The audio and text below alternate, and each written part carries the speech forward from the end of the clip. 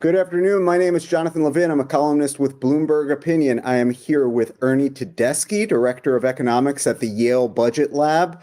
Until earlier this year, Ernie was chief economist in the White House Council of Economic Advisors under President Joe Biden. We also have Orphe Divounguy, senior economist at Zillow. Sorry for tripping over that time, Orphe. Prior to his time at Zillow, Orphe was chief economist at the Illinois Policy Institute. And of course, Allison Schrager, always here with me. She's senior fellow at the Manhattan Institute, also a Bloomberg columnist and an author. We're here because it's Fed Day. The median forecast, and in fact, the forecast of the overwhelming majority of the economists surveyed by Bloomberg, is that the Fed will cut rates by 25 basis points to 4.5% to 4.75%. However, the big question is what Jerome Powell will say or signal about the outlook. Among other things, Americans just elected Donald Trump as their next president, incoming next year. His campaign rhetoric on tariffs would seem to call for revising up baseline inflation forecasts. But obviously, the degree of the potential impact depends on how literally you take the former president and his rhetoric. Ernie Tedeschi, if you're Fed Chair Jerome Powell, what on earth do you do with this scenario?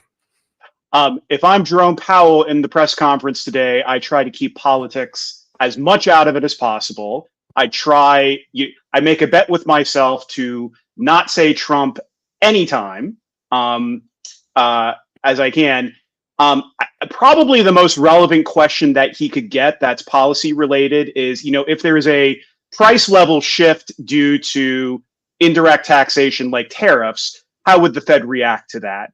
And I think that the Fed has signaled in the past that they would act much like other central banks react to consumption tax increases, like the European Central Bank reacts to VAT increases, or Japan reacts to VAT increases, which is that they look through one-time price level increases, and they don't counteract them with tighter monetary policy. That might be as far as he goes. I'm not even sure he goes there today, because this is the week of the election, and he obviously wants to toe the line very carefully on anything seen as political. Yeah, absolutely. Orphe, let me bring you in here. Would you take exception with anything Ernie said? And second, do us a favor and sort of, set the stage here for us economically, because, you go back to September when the Fed started this train of rate cuts. It felt like a pretty different story, right? It really seemed like the inflation genie was back in the bottle. I'm not saying that that's necessarily changed, but the risks to the maximum employment mandate seemed quite different.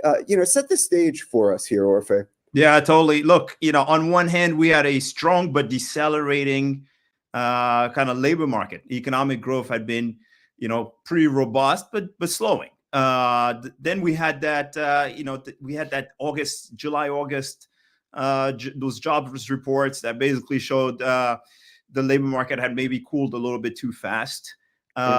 Interest rates dropped, right? So the investors looked at that and thought, hey, maybe we're cooling too fast, and so that led to that jumbo rate cut that we got. But then since then, we saw that we had that strong September jobs report, but 1 month doesn't make a trend. I think if you look at the big picture, things are still slowing. And so, but then we got yields coming back up. And of course, as a Zillow senior economist, I tend to pay a lot of attention to what's going on with interest rates and mortgage rates. And so mortgage rates jump back up, right? So we had a moment there. Yeah. We had a moment there in August where basically the typical mortgage payment was almost 8% lower than the year before. We had 100,000 more homes available, more affordable to the median income household as compared to last year. And then things changed. The narrative changed somewhat in September.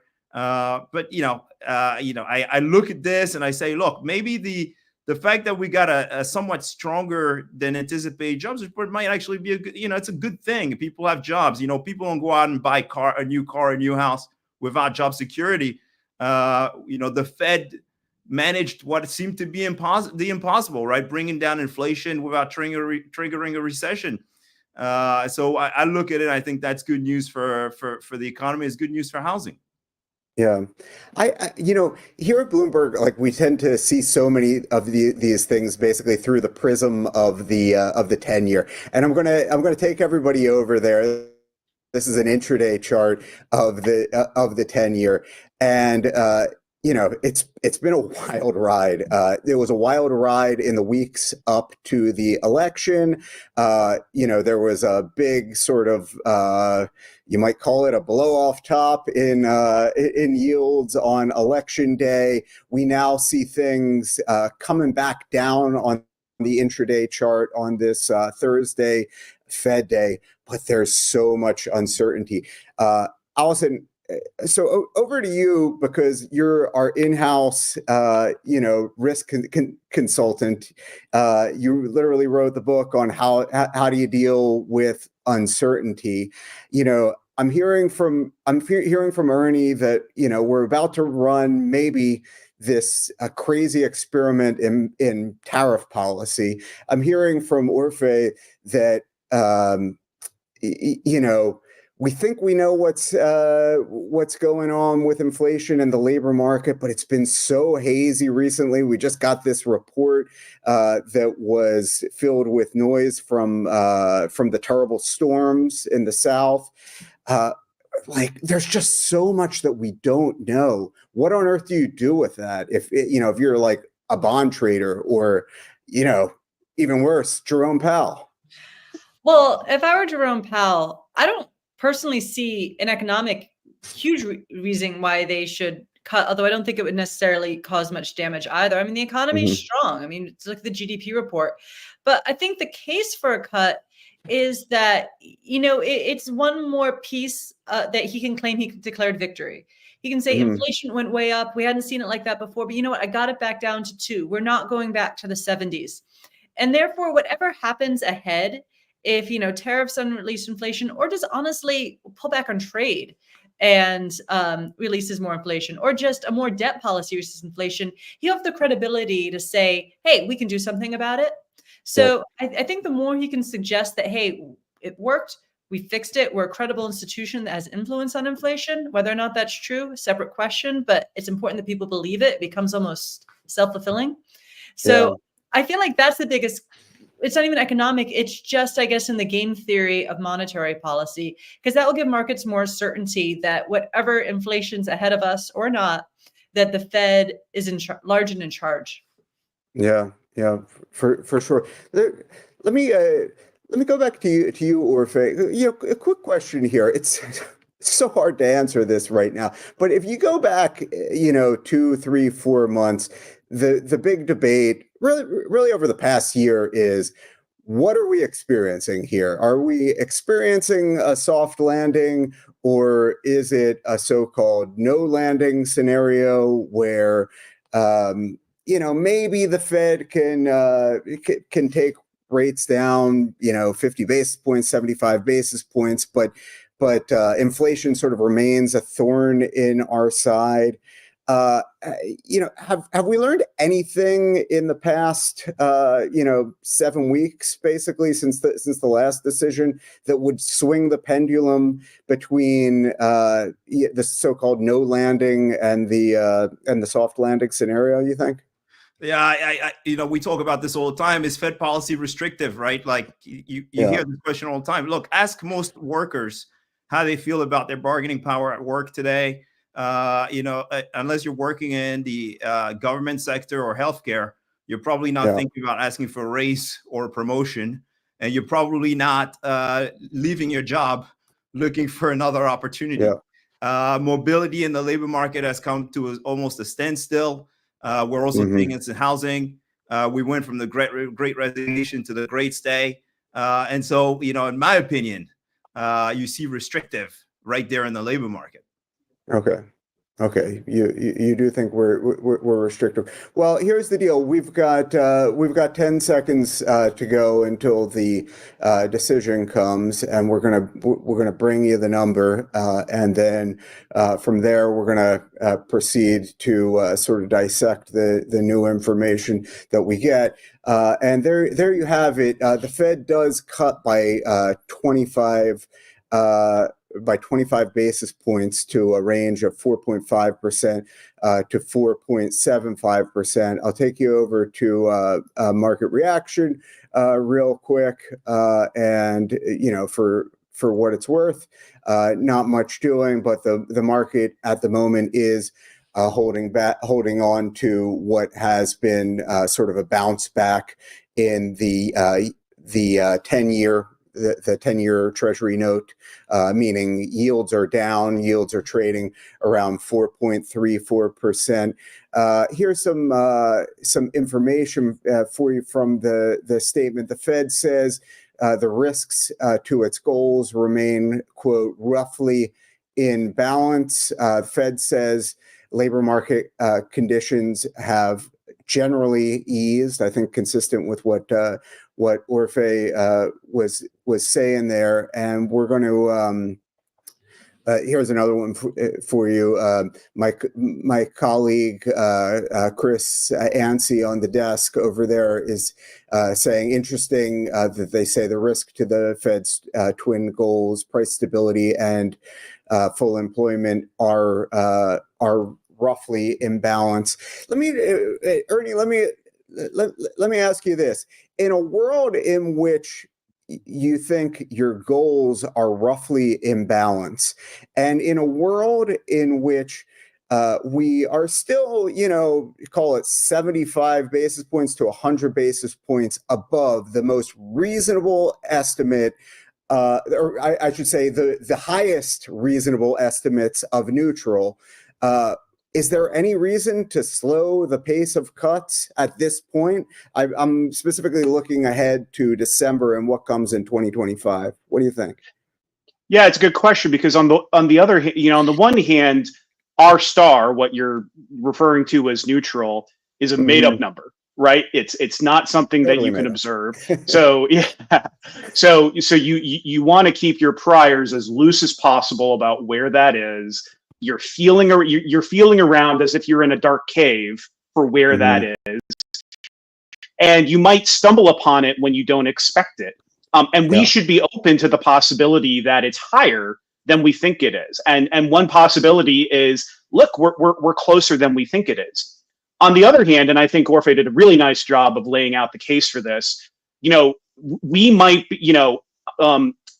labor market conditions might be deteriorating. We might actually have a bit of a U gap now, is the way that I would put it in labor market terms.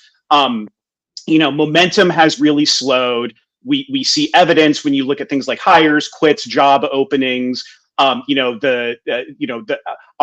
jobs available. When you look at consumer confidence, et cetera. That people do not perceive this to be as strong a labor market as it was 1 or 2 years ago. And so if you thought that we were at full employment in a strong labor market 2 years ago, we seem to be in a weaker point now than we were. And so maybe we actually we have a little bit further to go before we reach R star, in which case we need to feel around in that dark cave a little bit further and maybe cut a little bit more. Yeah. Allison, what are you sensing when you feel around in the dark cave right now? I mean, the labor market is weakening, but it was also, I don't think it was necessarily at sort of equilibrium structural unemployment a couple of years ago. Labor market was really, really tight. I feel like if you have people in their first job saying, I refuse to come into work, or I'm going to find something else, that is a sign that maybe the labor market is a little too tight.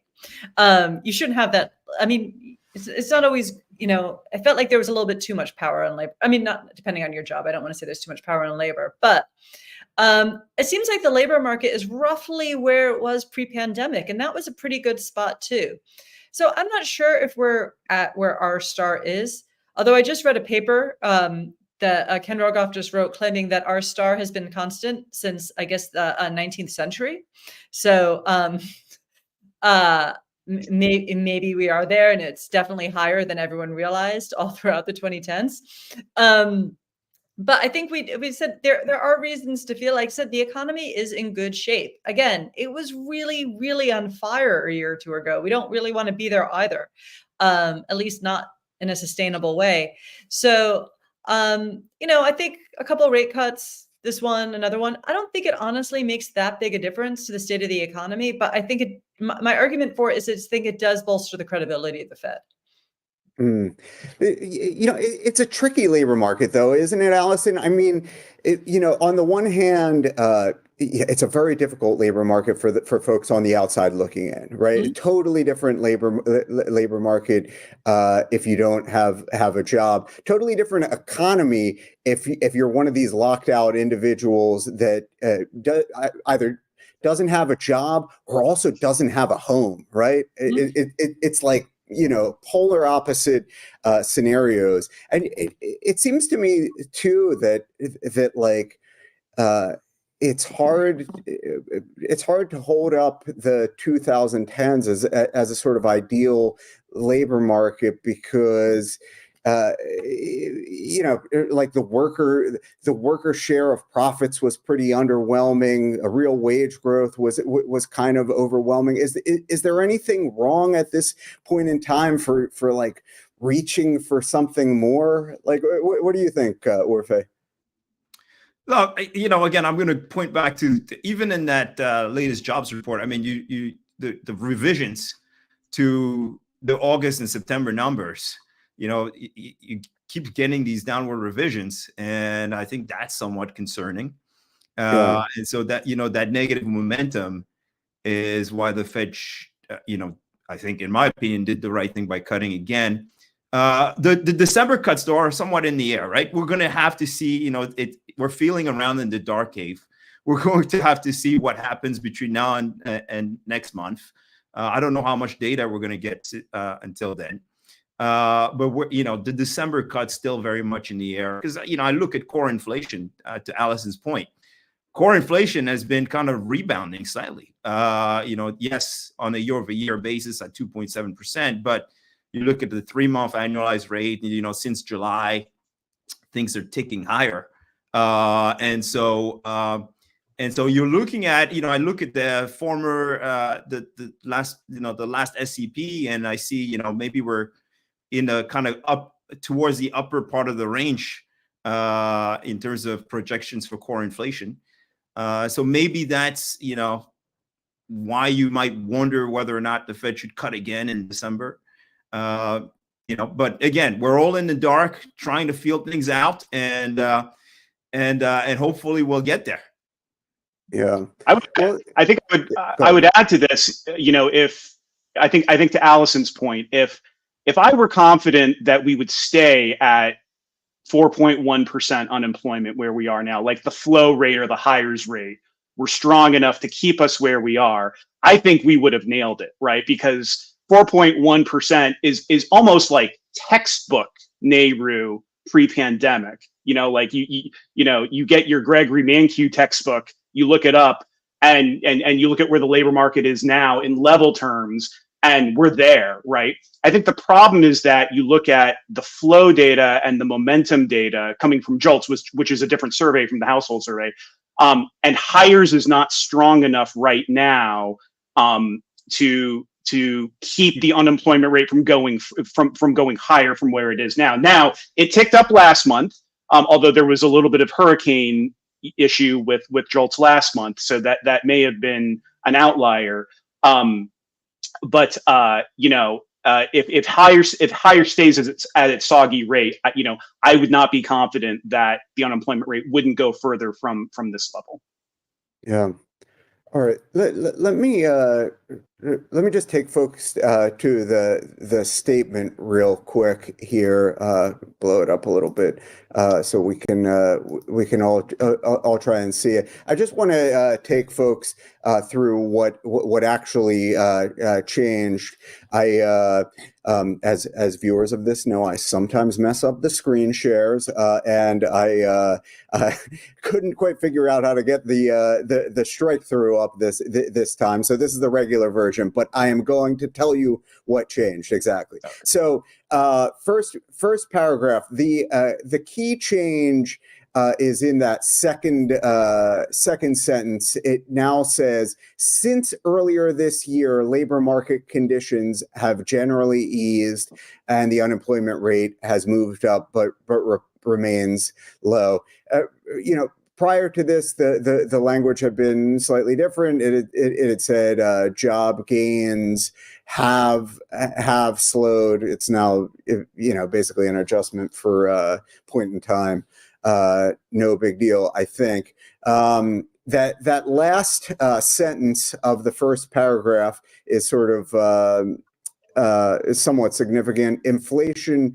It now says inflation has made progress toward the committee's 2% objective, but remains somewhat elevated. It had previously said inflation has made further progress toward the committee's 2% objective, but they got rid of that word further. So take that for what it is, I guess.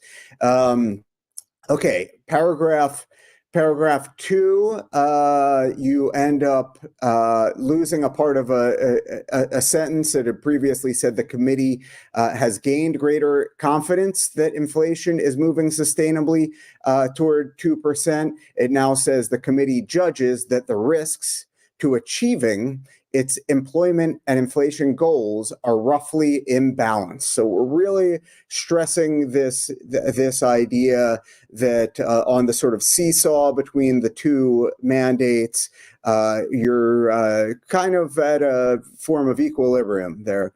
And then finally, the third paragraph changes ever so slightly. In support of its goals, the committee decided to lower the target range for the federal funds rate. It previously had a little bit more language about progress of inflation in that paragraph. So, I mean, you're taking out a little bit of language alluding to progress. I guess you would say that in the intermeeting period between mid-September and now, we haven't really made further progress on the inflation mandate, especially if you are zeroing in on something like a core PCE. It's sort of leveled off. We can take issue with the details and think a little bit about why that is. Housing Orphe, but that's the story. I do want to get to housing here, though, because I think that housing is such an important part of this economy. I think it's an important part of our national story right now, coming out of an election, frankly, because we've been talking for like the past 3 years, maybe, about the vibe session, about the fact that consumer sentiment has really been sort of a bummer, despite the fact that like top line inflation metrics have cooled, GDP has been relatively strong. But if you had to point to one particular reason why it seems like Americans are frustrated, and they have good reason to be frustrated, one of the top ones has got to be the fact that so many people feel locked out of the housing market. They just cannot transact with mortgage rates in the high 6s, the 7s, coupled with the fact that prices themselves skyrocketed since the pandemic. So, Orphe, I really want to hear your breakdown here, because 4 or 5 months ago, I was pretty hopeful about what was going to happen with housing in 2025. But I'm looking at mortgage rates today. I'm looking at the 10-year, and I just don't know. What do you think? Yeah, look, mortgage rates. the market tends to overreact, right? To news. We had the election, and all of a sudden you saw yields increasing and mortgage rates, jumping, inflation expectations rising, mortgage rates rising. The markets tend to. I think we knew going into this election that the fiscal deficit situation wasn't going to improve necessarily. So this was kind of known already. So I think we're probably going to get a little bit of downward pressure. I think we're seeing it already. We're probably going to come back a little bit. At Zillow, we don't expect rates to continue rising much, but we don't expect them to fall either. I've been saying it for 2 years now. I said, look, every time we had a big mortgage rate drop, it was, the dot-com bubble, the bursting of the dot-com bubble, the start of a global financial crisis, and then the start of a global pandemic. We're not going to get back to 2.8% mortgage rates. Hopefully, hopefully we're not, right? So yes, there are about 33 million millennial renters out there, right, who are basically hanging on and either renting for longer, renting a single family home, or trying to get on the bottom rung of the housing ladder. So there's a lot of people. Our estimates are there's about a 4.5 million housing unit deficit across the country. But the good news is builders have responded. We now have homes under construction, vacant apartment buildings under construction or just completed at a 50-year high. At the same time, the immigration boom that we got, it's kind of supported rental demand, is likely to subside in the year ahead. And so you take that, you take those two factors, and perhaps you get more downward pressure on rents. And so yeah, again, the inflation picture, core inflation picture, probably not. We're not done, right? Seeing more disinflation. Yeah. All right. Allison, what do you think about the vibes? I guess as a 30,000-foot question for you, what do you think will happen to the vibes in the first 100 days of a Trump presidency? We've been talking about this issues for the past 2 or 3 years, and clearly there's an element of it that's political too. So I'm very curious. What do you think? I mean, I think the vibes are going to be pretty positive. I mean, some of it is that, people were unhappy for a good reason, which is real wage growth was down. Like there was a real wage cut for a lot of the Biden administration. I'm not even assigning fault. That's just, the way it was. And, we're now coming to the point where people are having real wage growth. And that's when Donald Trump is coming into office. Not to mention, a lot of people voted for him. He has a big mandate to do stuff that's going to feel good for all of his voters. So some of this stuff is definitely better than others, and some of it is going to cause problems down the road. But certainly for the first 100 days, people are probably, unless he goes in and puts in a 20% tariff overnight, who knows if that's going to happen. I think people are going to experience the real wage growth from all the what we went through before, and he doesn't get credit for that, but he will get credit for that because it happens under his administration. Whether or not he's actually responsible is a different issue. And he's going to be doing a lot of stuff. He's going to, like I said, he has a huge mandate. He might have control both houses of Congress. So there's going to be a lot of stuff passed in the first 100 days, and a lot of people voted for him. So they're going to be pretty psyched about it, particularly if they're getting tax cuts all over the place on different things. But long-term health of the economy, I mean, that's a more debatable question. I think one way people might be disappointed is there was a great column on Bloomberg Opinion about how mortgage rates weren't going back to 3%. That was quite insightful, and I think was largely correct, or not largely correct. And part of it is that, I mean, I am also of the mind that, I think just the nature of bond buyers has changed. And I think we're running out of the days where we can just run up debt to whatever we want and not have at least the 10-year responding to that, which I think of as being segmented from the shorter end of the curve. And as we know, that's largely what impacts mortgage rates. So I think there's going to be a bit of a sugar high with everything that happens. And then people are going to kind of have some issues down the road as the gas runs out, and also feel frustrated that they those 2%, 3% mortgages just are never coming back.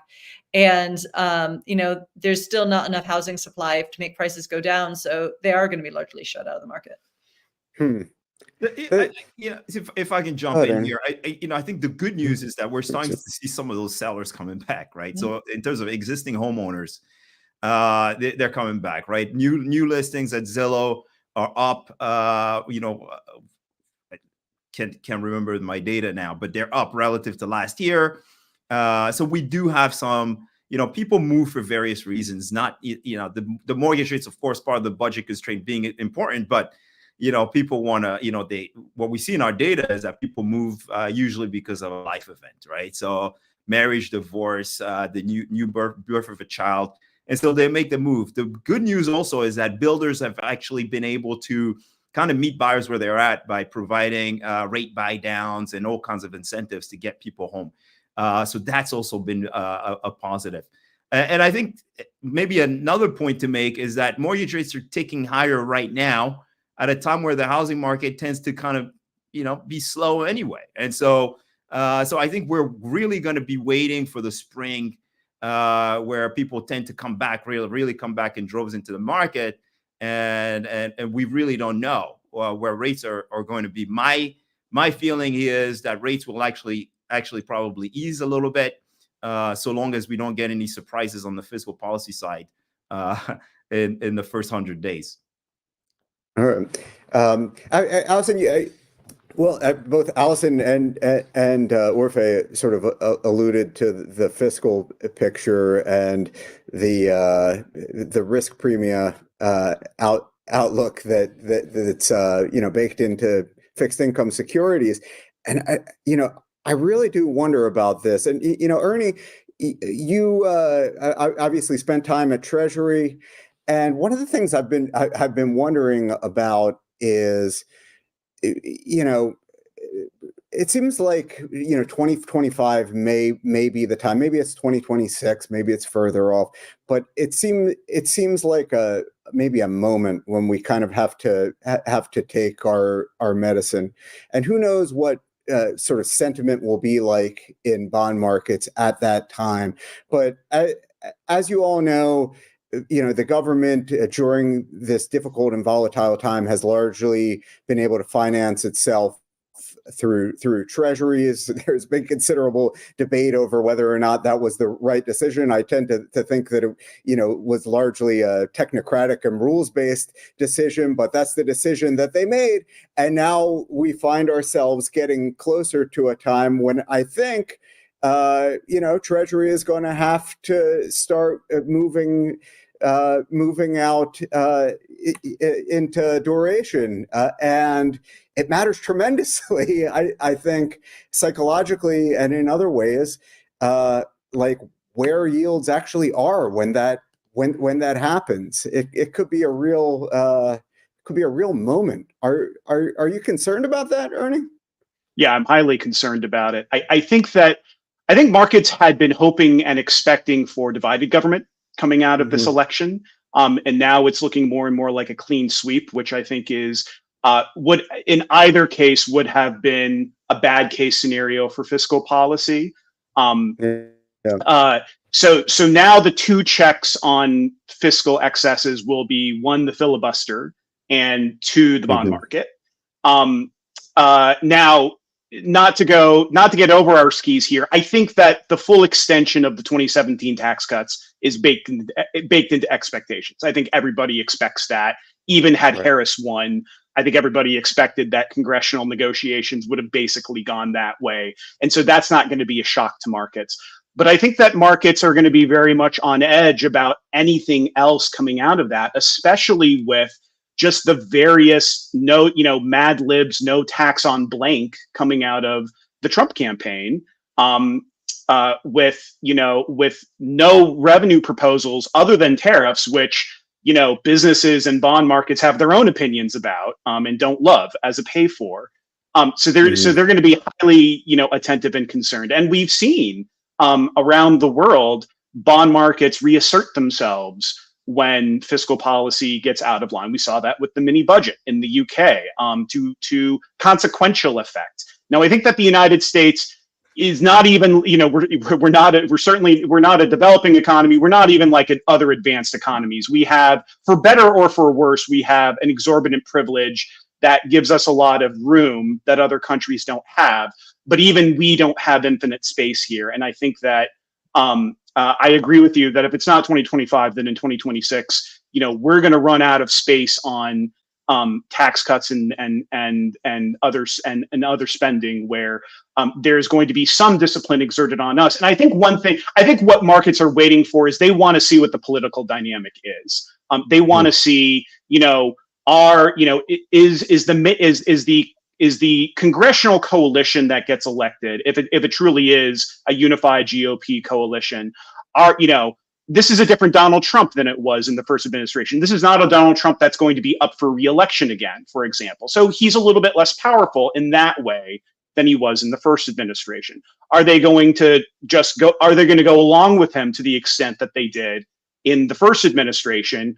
Or is there going to be a sort of like revival of fiscal conservatism among GOPers? I hope that there is. And I hope that there is, I hope that sort of classic fiscal conservatism finds its way back in the second Trump administration. But we have to see. Yeah, this notion of exorbitant privilege.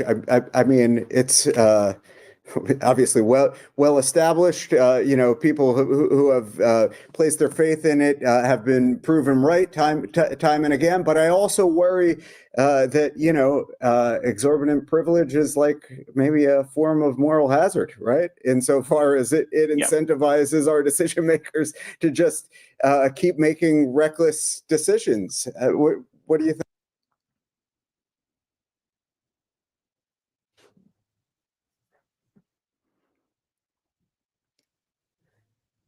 I guess we. Oh wait. So, do you want to take that? I mean, do you think that and the way I think about it is that we still have the privilege. It's just not as thoroughly indulged. We're not going to have a debt crisis. The dollar's not going to all of a sudden become something we want. But the issue is that just we're gonna have to sell debt at higher rates, and part of that is just because the population of bond buyers is changing. Right. What are your thoughts on it? Is that to me? Yeah. Yeah. I completely agree. I think the problem is that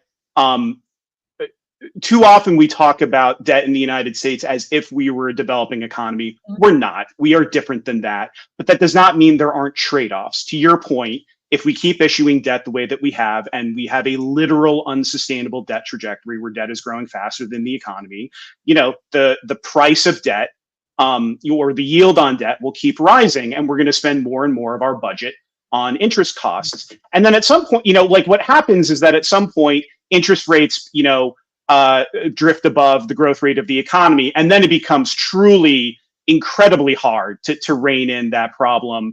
And we have to make much harder choices in the future than if we were just adults about it and made those choices now. And that's what really worries me, is that if we wait too long, it's not a linear thing where we can just put this off and make the same magnitude of choice in the future. It becomes non-linearly, exponentially harder the longer we wait on this. Hey, I reckon 2025 is going to be our last hurrah of spending and tax cuts. I agree with that. Yeah. Well, I apologize for the interruption. I am back. Thank you for taking over, Allison. I do want to wrap up because we have to let everybody go for the Jerome Powell press conference, but I want to go around the horn real quick. I guess we'll go clockwise. Orfe, what do you want to hear from Jerome Powell here? Unanswered questions, critical unanswered questions here. Yeah, I mean, I'm going to be looking for whether or not he sounds less dovish maybe than he did than he was in the last time we heard from him, right? And giving us a kind of direction, right? So we know the markets always kind of overreact. They did too much. They moved back a little bit closer to the SEP, essentially. Right, and so it would be nice to see what to expect going forward. I think the Fed had been somewhat data dependent and then it moved to be a little bit forward looking. Is it going to go back to being data dependent? And so that's what I'm going to be paying attention to. All right. Ernie, I'll give you the last word. What are you looking for from Chair Powell? You're such a good host, and you put together such a good panel. We touched on the two issues that I'm going to be looking for. One, I want to see if they're still confident in their trajectory for where housing OER is going to go in inflation. And two, I want to see how they feel about the labor market, whether they think it's still balanced or whether they're leaning a little bit on the on the soggy side now. Okay. All right. I'm going to leave it right there. Apologies to Allison, but I want to get everybody over to the Powell press conference. Thank you very much to Orphy Devungi, Ernie Tedeschi, Allison Schrager, and to everyone for tuning in. We'll be back for more macro data shortly. So tune in. Thank you.